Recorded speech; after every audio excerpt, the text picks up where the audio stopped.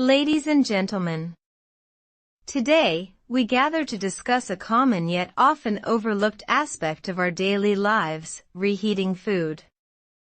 Many of us do it without a second thought, warming up yesterday's meal for convenience and to avoid waste. But what if I told you that the way we reheat certain foods could be exposing us to harmful, even carcinogenic, compounds? Scientific research suggests that while reheating itself is not inherently dangerous, improper storage, reheating methods, and the types of food we choose to reheat can contribute to the formation of cancer-causing substances. Understanding the real risks. First, let's clarify, not all reheated food is harmful. The danger lies in what we reheat, how we reheat it, and how we store it beforehand. Some foods undergo chemical changes when exposed to high temperatures multiple times, leading to the formation of toxic compounds. Others, when stored improperly before reheating, can develop bacteria or toxins that pose serious health risks. Nitrate-rich vegetables, a silent threat. Take leafy greens like spinach, celery, and beets. These vegetables are packed with nutrients, but they also contain nitrates, which are harmless in their natural state. However, when these vegetables are cooked, left at room temperature, and then reheated, the nitrates can convert into nitrites and further react with proteins to form nitrosamines, a group of chemicals classified as probable human carcinogens. Studies have linked nitrosamines to stomach, esophageal, and colorectal cancers. This doesn't mean you should stop eating these vegetables, far from it. The key is to consume them fresh when possible, refrigerate them promptly after cooking, and avoid reheating them multiple times. If you must reheat them, do so gently, using methods like steaming rather than high-heat microwaving or frying. Processed meats, double the danger. Now, let's talk about processed meats, bacon, sausages, ham, and hot dogs. These foods are already classified by the World Health Organization, WHO, as Group 1 carcinogens, meaning there is strong evidence linking them to cancer, particularly colorectal cancer. The reason? They contain sodium nitrite, a preservative that prevents bacterial growth but can also form nitrosamines when exposed to high heat. When you reheat processed meats, especially by frying or grilling, you accelerate the formation of these harmful compounds. The more you reheat them, the greater the risk. So, what's the solution? If you must reheat processed meats, do so at a lower temperature and avoid charring or burning them. Even better, consider reducing your consumption of processed meats altogether and opting for fresh, unprocessed protein sources. Rice, a surprising culprit.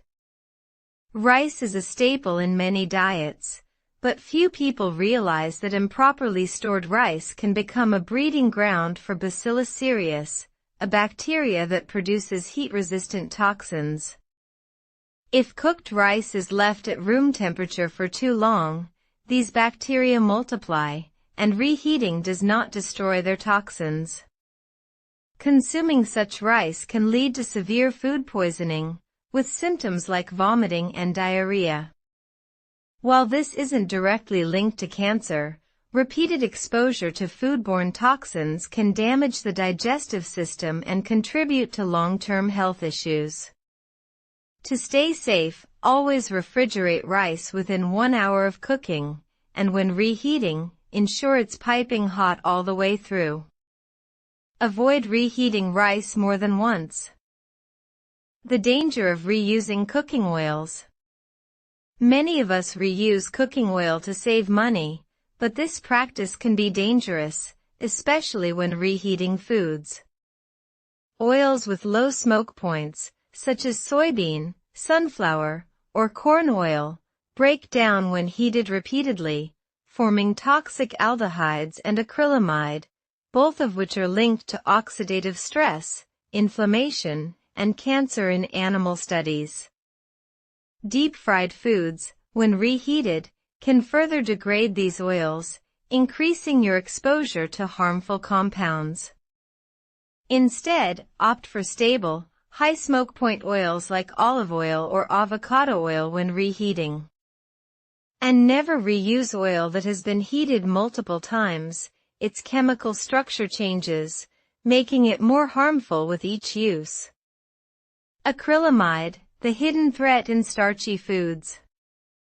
Have you ever reheated potatoes or toasted bread until it was crispy and brown?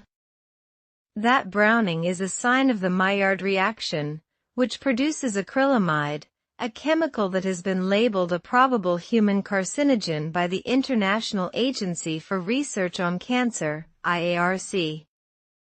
Acrylamide forms when starchy foods are cooked at high temperatures, frying, baking, or grilling.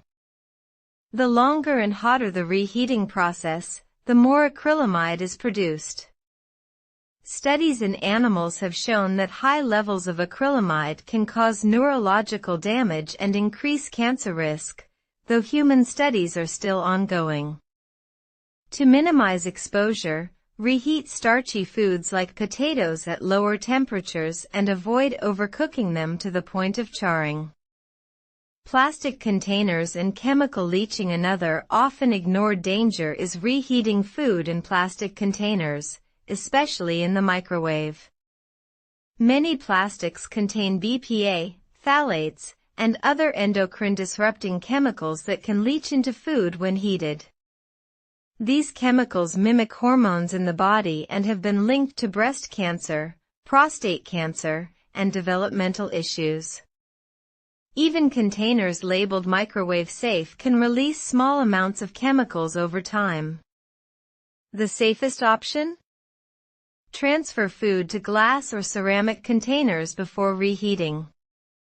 This simple switch can significantly reduce your exposure to harmful substances. How to reheat food safely.